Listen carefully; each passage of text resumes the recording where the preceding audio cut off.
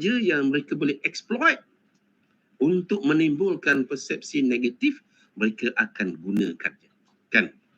Dia tak kira dah sama ada fakta itu betul ke tak betul, atau fakta itu sebelum ini dah berlaku macam tu, dia tak kira.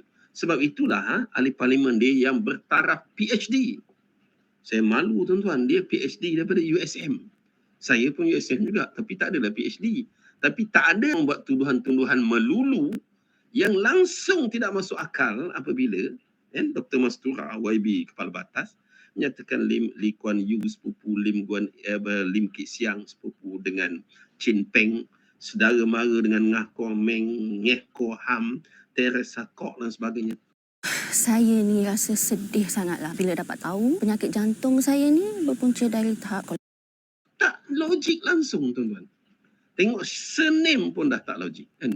Jadi adakah itu contoh teladan yang kita nak tunjukkan kepada rakyat?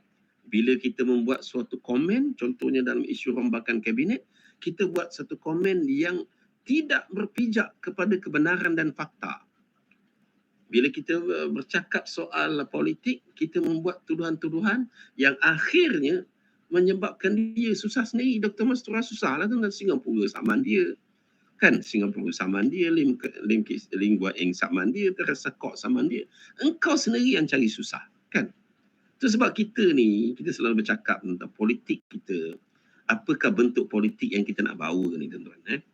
Apakah PAS nak membawa bentuk politik menghukum, memfatwakan orang lain, munafik, kafir dan sebagainya, dan menggunakan politik melampau hulu? Adakah bentuk politik macam tu yang nak dibawa? Satu, melampau, membuat tuduhan-tuduhan palsu, memfitnah, hulu dan sebagainya. Yang kedua, adakah PAS nak membawa politik yang bersifat apa tuan-tuan? Politik nak memecah belahkan kaum. Kan? Mengatakan mereka lah perjuangan Melayu, mereka lah orang lain, seolah kaum lain tu tak boleh berada di sini kan, mengapi-apikan semangat perkauman. Adakah itu yang kita nak wujudkan di dalam negara kita, politik negara kita? Sebab kita melihat bahawa PAS dah ganti UMNO. UMNO dah tak macam apa orang kata, PAS mengatakan mereka lah pejuang Melayu Islam kan. Sebab mereka tahu itulah niche market, iaitu bercakap soal religion, rasis. Ini dua perkara menjadi serampang ataupun menjadi senjata utama dulu kepada UMNO, tapi sekarang ni senjata itu diambil alih oleh PAS. Dan rakyat tidak nampak, bahawa rakyat nampak UMNO berkawan dengan DAP. PKR kawan dengan DAP. Tetapi rakyat tidak nampak bahawa PAS berkawan dengan Gerakan. Dan Gerakan itu terbukti lebih teruk persepsinya kepada Islam berbanding dengan DAP. Bukti saya nak tunjuk. 40 hadis ketika nak diimplementasikan pengajaran 40 hadis di Malaysia. Gerakan menentang habis-habisan. DAP senyap aja. DAP Timbalan Menteri Pendidikan pun kan. Gerakan menentang habis-habisan, tapi bila orang dah bising apa semua, barulah Gerakan kata dia minta maaf dan sebagainya. Dan Gerakan juga pernah mengancam untuk menyaman kerajaan Kelantan kalau mereka meneruskan hudud. Yang itu tidak digembar-gemurkan, tidak digambarkan, tidak dibuka nostalgianya, tidak diperkatakan. Sebab apa? Sebab Gerakan berkawan dengan PAS. Tapi digembar-gemburkan DAP itu komunis, DAP itu Cina, DAP itu anti-Islam, DAP itu ini, DAP itu dan sebagainya.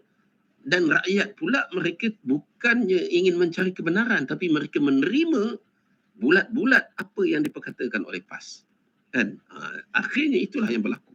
Mereka menerima bulat-bulat apa yang diperkatakan oleh PAS, sedangkan terbukti DAP menjadi kerajaan di Pulau Pinang sejak tahun 2008 tidak ada masjid ditutup di Pulau Pinang. Tidak ada surau ditutup di Pulau Pinang. Tidak ada Jabatan Agama Islam tidak diberi peruntukan. Majlis Agama Islam Negeri Pulau Pinang tidak diberi peruntukan, tidak ada. Malahan bajet dan peruntukan dinaikkan saban tahun. tidak ada azan tak boleh di Pulau Pinang. Tapi itu tidak digembar-gemburkan. Yang digembar-gemburkan ialah kalau PH menang, kalau PH jadi kerajaan, Anwar jadi kerajaan, silat-silat azan tak boleh. Program Islam tak boleh. Masjid tak boleh, macam-macam kan. Itu yang digembur-gemburkan. Dan orang percaya, tuan-tuan. Walaupun ia tak berlaku sejak tahun 2008, DAP menjadi ketua menteri dan menjadi kerajaan di Pulau Pinang. Begitu juga sejak 2008, DAP menjadi rakan yang paling ramai dalam kerajaan negeri Selangor. DAP, Perintah Selangor 2008, sejak 2008. Dan tidak pernah juga berlaku perkara-perkara yang saya sebutkan tadi. Tetapi rakyat negeri Selangor termakan sehingga 22 kerusi dimenangi oleh PN.